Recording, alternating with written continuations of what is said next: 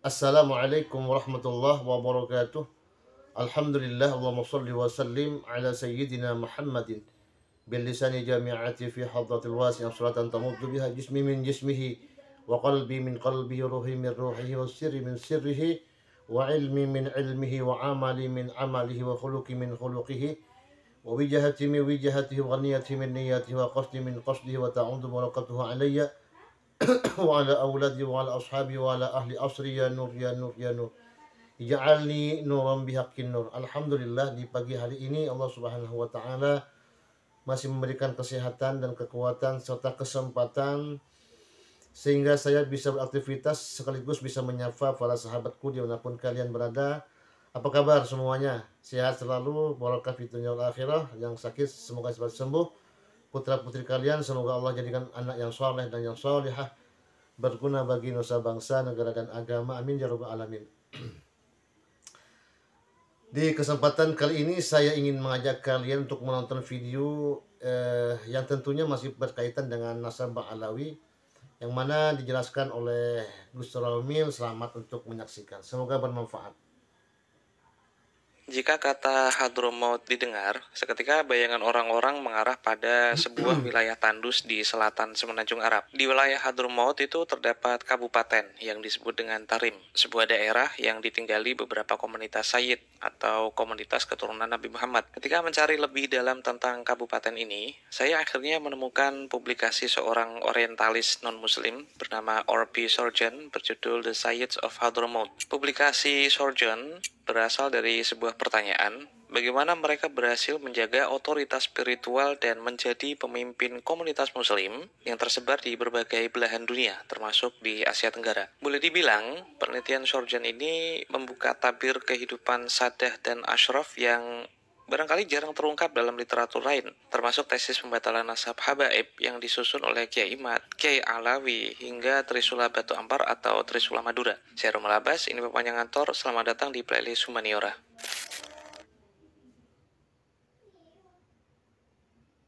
Publikasi Sorjan ini terbilang lama ya, dan berdasarkan tahun, publikasi ini terbit lebih awal daripada seluruh penelitian orang-orang yang membatalkan nasab Sadah di Hadramaut, salah satunya Ba'alwi. Akan tetapi, perbedaan paling serius antara publikasi Sorjan dengan seluruh tesis pembatalan nasab Sadah Hadorimah itu cuma satu. Ini ditulis oleh profesor yang menempuh penelitian matang karena melalui telaah literatur, studi lapangan atau observasi langsung, analisis sosial sekaligus sejarah, dan studi nasab. Nah, saya penasaran siapa sebenarnya Sorjan ini. Setelah browsing-browsing tentang nama penulis dan rekam jejaknya di komunitas akademik, saya bisa menyajikan ringkasannya seperti ini. Nama lengkapnya ialah Robert Bertram Sorjan. Profesor bahasa Arab modern ini hidup antara tahun 1915 hingga 1993. Nama besarnya menghiasi dua kampus besar di barat ya. Ada School of Oriental and African Studies, di mana beliau menjabat sebagai profesor bahasa Arab modern di sana. Di samping itu, Sorjan merupakan kepala departemen Timur Tengah di University of Cambridge. Saya hanya mendapatkan dua publikasi dari Sorjan, yaitu Historians and Historiography of Hadramaut yang terbit 1962 dan publikasi yang akan kita ulas kali ini yaitu berjudul The Sayyids of Hadramaut yang dipublikasikan tahun 1957. Nah, yang membuat saya tertarik untuk mengulas publikasi Sorjan cuma satu sebenarnya. Dia adalah seorang orientalis yang non-muslim.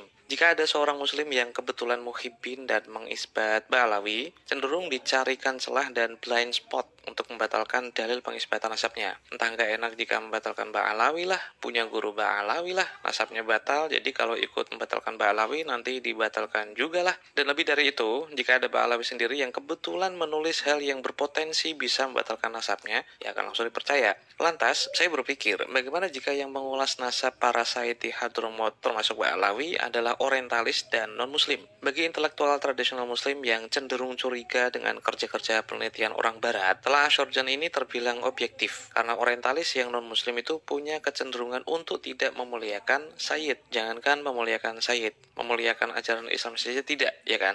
Dalam studi hadis, seorang perawi bisa disebut thiqah, salah satunya ketika dinilai baik dan thiqah, bahkan oleh orang yang tidak menyukainya. Contoh kecil tentang hal ini ialah komentar Abu Sufyan terhadap baginda Nabi ketika ketika menghadap Kaisar Romawi Heraklius sebelum masuk Islam. Abu Sufyan yang waktu itu sangat memusuhi baginda Nabi, ketika ditanya tentang profiling atau karakter baginda Nabi itu berkata kepada Heraklius, Muhammad itu sosok yang jujur dan tidak pernah berdusta. Seorang pemuka Quraisy yang dikenal memusuhi baginda Nabi namun tetap memuji kejujurannya akan dinilai lebih kuat kredibilitasnya dibandingkan testimoni pengikut Nabi yang memuji-mujinya karena cinta. Nah, dari sudut pandang kecurigaan intelektual tradisional muslim ini, Shorjan itu ibarat Abu Sufyan yang memiliki jarak yang jauh dari afiliasi emosional dan bias terhadap objek penelitiannya. Namun bagi sarjana muslim yang terbuka, Shorjan itu termasuk intelektual yang outsider atau peneliti di luar Islam yang tidak memiliki kepentingan untuk mendukung atau menjatuhkan konsep kesaidan dalam tradisi Islam.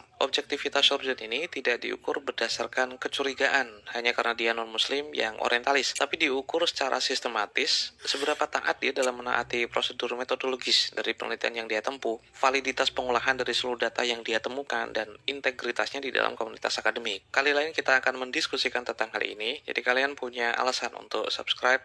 Pamit ya kantor.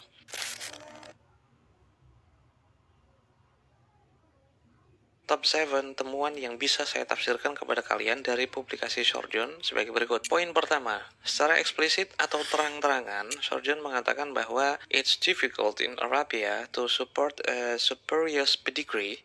The more so, of course, when financial consideration enter. Artinya, sangatlah kecil mendukung sebuah kabilah yang silsilah nasabnya itu palsu. Lebih-lebih jika melibatkan pertimbangan tentang uang. Maksudnya begini, di Hadramaut, di mana masyarakatnya itu sangat tradisional di masa lalu, legitimasi nasab itu aspek sosial dan religius yang sangat sakral, sangat suci. Sistem sosial di Hadramaut mencerminkan prinsip konsensus dan kontrol sosial ketika Dukcapil waktu itu belum ada. Maksud saya Dukcapil yang versi modern. Masyarakat yang sangat tradisional ini adalah detektor yang jumlahnya ada banyak, beragam, dan tidak tunggal untuk mengendus adanya pemalsuan nasab. Poin kedua, Bani Alawi atau Ba Alawi dikategorikan Shorjan sebagai komunitas Sayyid dan Syarif yang nasabnya itu tersambung sampai Ahmad bin Isa al-Muhajir. Kabilah Ba Alawi yang disebutkan Shorjan di dalam penelitiannya itu ada 10 jika saya nggak salah hitung, yaitu Al-Kaf, Al-Jufri, Al-Idrus, Abu Bakar bin Salim, As-Saqaf, Al-Haddad, Al-Habsyi, Al-Muhdar, Al-Bar, dan Bal-Faqih. Poin ketiga, dari studi lapangan yang ditempuh Shorjan, keluarga Ashraf dan Sadah di Hadramaut itu punya birokrasi yang ketat dalam memasukkan seseorang ke dalam kabilah tertentu yang mau dimasukinya. Registrasi keluarga yang rumit seperti ini pada hakikatnya memperkuat keterjagaan kabilah Hadrami untuk disusupi oleh impostor, disusupi oleh orang luar yang bukan bagian biologis keluarga besarnya. Catatan silsilah yang diwarisi secara turun-temurun memastikan kabilah di Hadramaut itu menjadi sangat terawasi dan terukur. Jika ada pemalsuan nasab sebuah kabilah, maka akan sangat mudah terdeteksi. Poin keempat, Hadramaut, sama seperti wilayah umum di belahan bumi Arab, memang didominasi oleh masyarakat awam. Akan tetapi, belum tentu di sana itu nggak ada tokoh atau intelektual lokal yang terpelajar dan terdidik. Shorjan mendapati ada beberapa klan masyayikh, bentuk plural dari syekh yang berarti para pemimpin agama. Ada banyak klan masyayikh di Hadramaut, namun Shorjan fokus pada 3 kabilah masyayikh, yaitu Ba'abad, Al-Khatib, dan juga Bafadol. Keluarga Ba'abad secara nasab itu tersambung sebagai klan Kohton yang punya keterkaitan dengan makam Nabi Hud yang ada di Yaman. Keluarga Al-Khatib yang secara turun-temurun dikenal sebagai syekh atau masyayikh pengkhotbah atau dikenal sebagai keluarga pengkhotbah. Jangan bayangin pengkhotbah kosong seperti yang lazim di masa sekarang ya. Keluarga Al-Khatib di Hadramaut itu dikenal sebagai kabilah keluarga alim keturunan salah satu sahabat Nabi yang bernama Abbad bin Bishr yang melakukan ekspansi paling awal dalam perluasan Islam hingga ke Yaman. Yang terakhir adalah keluarga Bafadol, yaitu klan keturunan sahabat Nabi yang sangat dihormati di Hadramaut sebagai komunitas intelektual. 3 keluarga masyayikh ini, tanpa mengecualikan keluarga masyayikh yang lain, punya hubungan sosial, intelektual, dan spiritual dengan kabilah Bani Alawi secara umum. Dalam telaah Shorjan misalnya, keluarga masyayikh itu masuk dalam hierarki sosial nomor 2 setelah keluarga Said dan Syarif. Seperti tradisi simbolik takbil atau mencium tangan itu dilakukan oleh keluarga masyayikh kepada keluarga Ba'alawi, dan keluarga masyayikh itu memanggil keluarga Ba'alawi dengan Habib. Secara tidak langsung ini berarti pengesahan sosial dan spiritual Jika ada pemalsuan nasab sebuah kabilah, maka sangat mudah terdeteksi oleh keluarga besar masyayikh intelektual dan alim di Hadramaut seperti ketiga klan masyayikh tadi. Poin kelima, Hadramaut memang diisi orang-orang yang dikenal berdasarkan genealoginya, berdasarkan nasabnya. Kultur seperti ini memang kurang lazim di Indonesia yang mengenal orang berdasarkan suku atau asal daerahnya, bukan nasabnya. Jadi jika di Indonesia kita memperkenalkan diri sebagai salam kenal, saya Rumelaba, saya Jepara, suku saya Jawa, punya famili dari Madura juga, maka di Hadramaut cara memperkenalkan dirinya itu berdasarkan nasabnya. Atas mak, Ana Fulan bin Fulan bin Fulan al-Ahdal. Identifikasi personal seperti ini tidak hanya terjadi di intelektual muslim Hadramaut, tapi masyarakat awamnya pun punya tradisi perkenalan berdasarkan nasab itu seperti tadi. Itulah kenapa jadi masuk akal bagi Shorjon bahwa kendati pun tidak ada bukti-bukti tua tentang nasab mereka, namun sangat mustahil untuk memalsukan nasab di Hadramaut, apalagi nasabnya itu tersambung ke baginda Nabi. Memalsukan nasab kepada sahabat Nabi seperti memalsukan nasab sebagai Al-Khatib saja susah, apalagi nasab yang tersambung kepada Imam Husain bin Ali. Poin keenam, masing-masing saya di Hadramaut, termasuk Alawi, memiliki institusi yang bernama Hautah atau majelis-majelis yang punya tingkat pengaruh spiritual yang bervariasi atas suku-suku tertentu. Contoh terkininya seperti di keluarga Sayyid Salim bin Jindan. Di Al-Fakhriyah itu ada Al-Hautah Al-Jindaniyah. Jika tokoh-tokoh Ba'alawi punya Hautah, artinya mereka kan terbuka untuk umum dan terawasi secara kolektif dan sosial. Mungkinkah tokoh yang dikenal sebagai pemimpin Hautah bakal tidak ketahuan memalsukan nasab? Padahal kekuatan Hautah milik mereka itu populer berdasarkan sisi spiritualitasnya sebagai keturunan Nabi. Untuk memudahkan penjelasan ini, saya tarik kasusnya Gus Miftah yang sangat terkenal, sangat viral, dan pernah mengklaim sebagai keturunan Brawijaya V lewat Kiai Besari. Jika Gus Miftah punya majelis rutinan yang menarik ribuan massa karena dia dikenal sebagai keturunan Kiai Besari, manakala tidak ada satupun keturunan Kiai Besari yang menolak klaim Gus Miftah sebagai keturunan Kiai Besari, ini artinya Gus Miftah memang dikenal dan populer sebagai keturunan Kiai Besari. Beda kasusnya jika majelis rutinan Gus Miftah itu didatangi masyarakat karena ilmunya, karena ketawaduannya, karena tingkat spiritualitasnya, bukan karena nasabnya. Ketika majelis miliknya populer, terkenal, dan viral, tiba-tiba video Gus Miftah yang mengklaim sebagai keturunan Kiai Besari ternyata dianulir oleh keturunan Kiai Besari yang lain. Bagi masyarakat yang menaruh perhatian lebih pada nasab Kiai Besari, karena mereka dikenal berdasarkan nasabnya, maka Hautah Ba'alawi adalah majelis yang bisa diendus jika terjadi kepalsuan. Poin ketujuh, mungkin ini kontroversial, tapi Shorjon mengatakan bahwa kafa'ah dipakai cukup ketat di komunitas Sayyid Hadramaut. They will never marry their daughter to anyone but a Sayyid or Sharif. Mereka semua, para Sayyid Hadramaut, tidak akan pernah menikahkan anak perempuan mereka kecuali kepada Sayyid atau Sharif. Dan lanjut Shorjon, kafa'ah itu sebuah kehormatan yang tidak bisa dikompromikan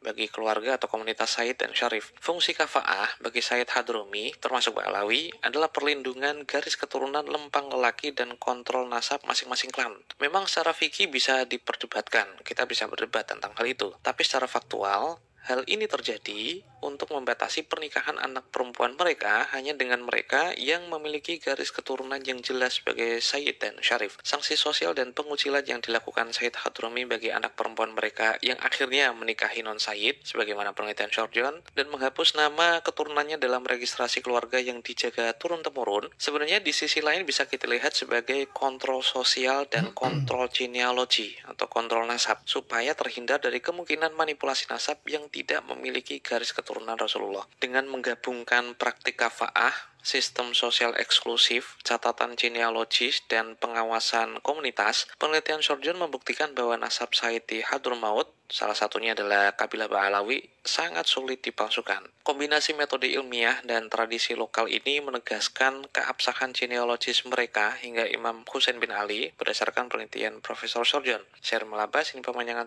sampai jumpa.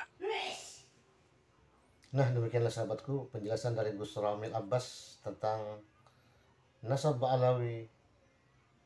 Semoga kalian semua selalu dalam keadaan sehat. Dan jika kalian suka dengan video ini maka di like, comment, and subscribe. Dan jika tidak suka maka diabaikan saja. Dan tetap semangat untuk menjalin persatuan dan kesatuan umat. Dan saya akhiri. Assalamualaikum warahmatullahi wabarakatuh. Sampai jumpa.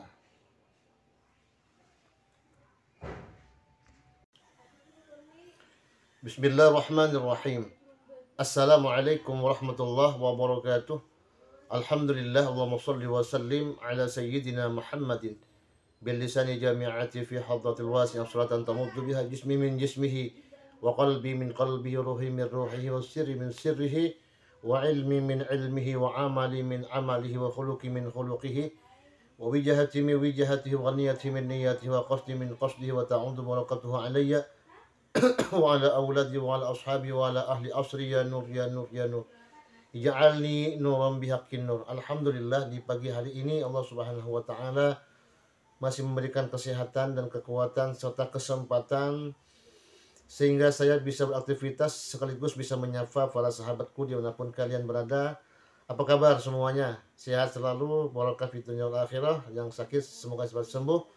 Putra-putri kalian semoga Allah jadikan anak yang soleh dan yang solihah, berguna bagi nusa bangsa, negara dan agama. Amin ya rabbal alamin. Di kesempatan kali ini saya ingin mengajak kalian untuk menonton video yang tentunya masih berkaitan dengan nasabah Alawi, yang mana dijelaskan oleh Gus Romil. Selamat untuk menyaksikan, semoga bermanfaat.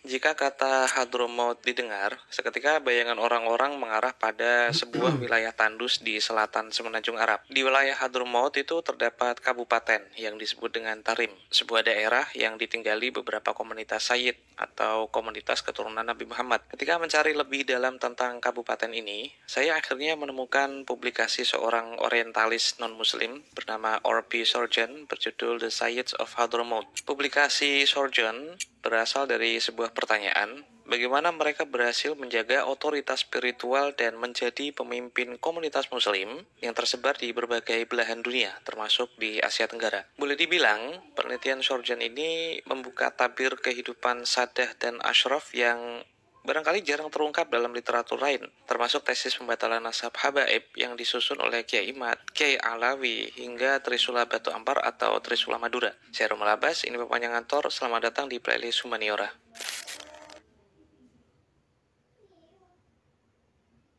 Publikasi Sarjan ini terbilang lama ya, dan berdasarkan tahun, publikasi ini terbit lebih awal daripada seluruh penelitian orang-orang yang membatalkan nasab Sadah di Hadramaut, salah satunya Ba'alwi. Akan tetapi, perbedaan paling serius antara publikasi Sarjan dengan seluruh tesis pembatalan nasab Sadah Hadorimah itu cuma satu. Ini ditulis oleh profesor yang menempuh penelitian matang karena melalui telaah literatur, studi lapangan atau observasi langsung, analisis sosial sekaligus sejarah, dan studi nasab. Nah, saya penasaran siapa sebenarnya Sarjan ini. Setelah browsing-browsing tentang nama penulis dan rekam jejaknya di komunitas akademik, saya bisa menyajikan ringkasannya seperti ini. Nama lengkapnya ialah Robert Bertram Sarjan. Profesor bahasa Arab modern ini hidup antara tahun 1915 hingga 1993. Nama besarnya menghiasi dua kampus besar di barat ya. Ada School of Oriental and African Studies, di mana beliau menjabat sebagai profesor bahasa Arab modern di sana. Di samping itu, Sarjan merupakan kepala Departemen Timur Tengah di University of Cambridge. Saya hanya mendapatkan dua publikasi dari Sarjan, yaitu Historians and Historiography of Hadramaut yang terbit 1962 dan publikasi yang akan kita ulas kali ini yaitu berjudul The Sayyids of Hadramaut yang dipublikasikan tahun 1957. Nah, yang membuat saya tertarik untuk mengulas publikasi Sarjan cuma satu sebenarnya. Dia adalah seorang orientalis yang non-muslim. Jika ada seorang muslim yang kebetulan muhibbin dan mengisbat Ba'alawi, cenderung dicarikan celah dan blind spot untuk membatalkan dalil pengisbatan nasabnya. Entah nggak enak jika membatalkan Ba'alawi lah, punya guru Ba'alawi lah, nasabnya batal, jadi kalau ikut membatalkan Ba'alawi nanti dibatalkan juga lah. Dan lebih dari itu, jika ada Ba'alawi sendiri yang kebetulan menulis hal yang berpotensi bisa membatalkan nasabnya, ya akan langsung dipercaya. Lantas, saya berpikir, bagaimana jika yang mengulas nasab para Sayyid di Hadramaut termasuk Ba'alawi adalah orientalis dan non-muslim? Bagi intelektual tradisional muslim yang cenderung curiga dengan kerja-kerja penelitian orang barat, telah Sarjan ini terbilang objektif, karena orientalis yang non-muslim itu punya kecenderungan untuk tidak memuliakan Sayyid. Jangankan memuliakan Sayyid, memuliakan ajaran Islam saja tidak, ya kan? Dalam studi hadis, seorang perawi bisa disebut thiqah, salah satunya ketika dinilai baik dan thiqah, bahkan oleh orang yang tidak menyukainya. Contoh kecil tentang hal ini ialah komentar Abu Sufyan terhadap baginda Nabi ketika ketika menghadap Kaisar Romawi Heraklius sebelum masuk Islam. Abu Sufyan yang waktu itu sangat memusuhi baginda Nabi, ketika ditanya tentang profiling atau karakter baginda Nabi itu berkata kepada Heraklius, Muhammad itu sosok yang jujur dan tidak pernah berdusta. Seorang pemuka Quraisy yang dikenal memusuhi baginda Nabi namun tetap memuji kejujurannya akan dinilai lebih kuat kredibilitasnya dibandingkan testimoni pengikut Nabi yang memuji-mujinya karena cinta. Nah, dari sudut pandang kecurigaan intelektual tradisional Muslim ini, Shorjan itu ibarat Abu Sufyan yang memiliki jarak yang jauh dari afiliasi emosional dan bias terhadap objek penelitiannya. Namun bagi sarjana Muslim yang terbuka, Shorjan itu termasuk intelektual yang outsider atau peneliti di luar Islam yang tidak memiliki kepentingan untuk mendukung atau menjatuhkan konsep kesaidan dalam tradisi Islam. Objektivitas Shorjan ini tidak diukur berdasarkan kecurigaan hanya karena dia non-Muslim yang orientalis, tapi diukur secara sistematis seberapa taat dia dalam menaati prosedur metodologis dari penelitian yang dia tempuh, validitas pengolahan dari seluruh data yang dia temukan, dan integritasnya di dalam komunitas akademik. Kali lain kita akan mendiskusikan tentang hal ini, jadi kalian punya alasan untuk subscribe Paminya Kantor.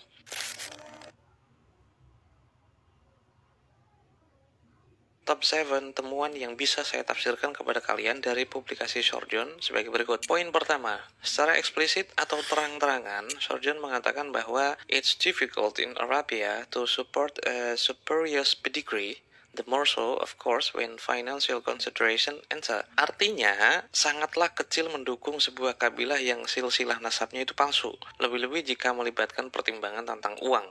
Maksudnya begini, di Hadramaut, di mana masyarakatnya itu sangat tradisional di masa lalu, legitimasi nasab itu aspek sosial dan religius yang sangat sakral, sangat suci. Sistem sosial di Hadramaut mencerminkan prinsip konsensus dan kontrol sosial ketika Dukcapil waktu itu belum ada. Maksud saya Dukcapil yang versi modern. Masyarakat yang sangat tradisional ini adalah detektor yang jumlahnya ada banyak, beragam, dan tidak tunggal untuk mengendus adanya pemalsuan nasab. Poin kedua, Bani Alawi atau Ba Alawi dikategorikan Shorjan sebagai komunitas Sayyid dan Syarif yang nasabnya itu tersambung sampai Ahmad bin Isa al-Muhajir. Kabilah Ba Alawi yang disebutkan Shorjan di dalam penelitiannya itu ada 10 jika saya nggak salah hitung, yaitu Al-Kaf, Al-Jufri, Al-Idrus, Abu Bakar bin Salim, As-Saqaf, Al-Haddad, Al-Habsyi, Al-Muhdar, Al-Bar, dan Bal-Faqih.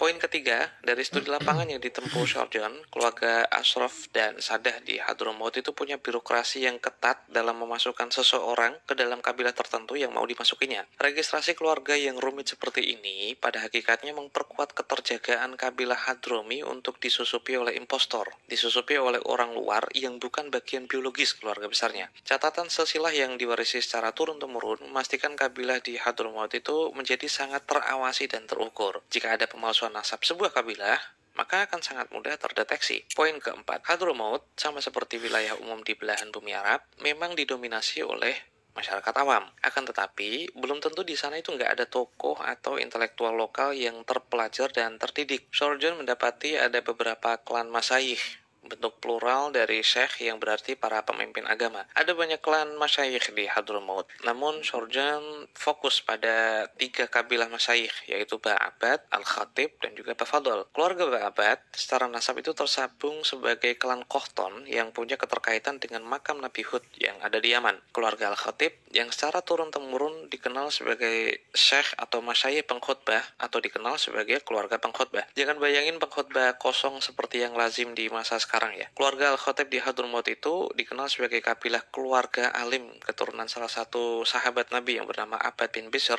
yang melakukan ekspansi paling awal dalam perluasan Islam hingga ke Yaman. Yang terakhir adalah keluarga Bafadl, yaitu klan keturunan sahabat Nabi yang sangat dihormati di Hadramaut sebagai komunitas intelektual. 3 keluarga masyayikh ini, tanpa mengecualikan keluarga masyayikh yang lain, punya hubungan sosial, intelektual, dan spiritual dengan kabilah Bani Alawi secara umum. Dalam telaah Shorjan misalnya, keluarga masyayikh itu masuk dalam hierarki sosial nomor 2 setelah keluarga Said dan Syarif. Seperti tradisi simbolik takbil atau mencium tangan itu dilakukan oleh keluarga masyayikh kepada keluarga Ba'alawi, dan keluarga masyayikh itu memanggil keluarga Ba'alawi dengan Habib. Secara tidak langsung ini berarti pengesahan sosial dan spiritual Jika ada pemalsuan nasab sebuah kabilah, maka sangat mudah terdeteksi oleh keluarga besar masyayikh intelektual dan alim di Hadramaut seperti ketiga klan masyayikh tadi. Poin kelima, Hadramaut memang diisi orang-orang yang dikenal berdasarkan genealoginya, berdasarkan nasabnya. Kultur seperti ini memang kurang lazim di Indonesia, yang mengenal orang berdasarkan suku atau asal daerahnya, bukan nasabnya. Jadi jika di Indonesia kita memperkenalkan diri sebagai salam kenal, saya Rumelaba, saya Jepara, suku saya Jawa, punya famili dari Madura juga, maka di Hadramaut cara memperkenalkan dirinya itu berdasarkan nasabnya. Atas mak,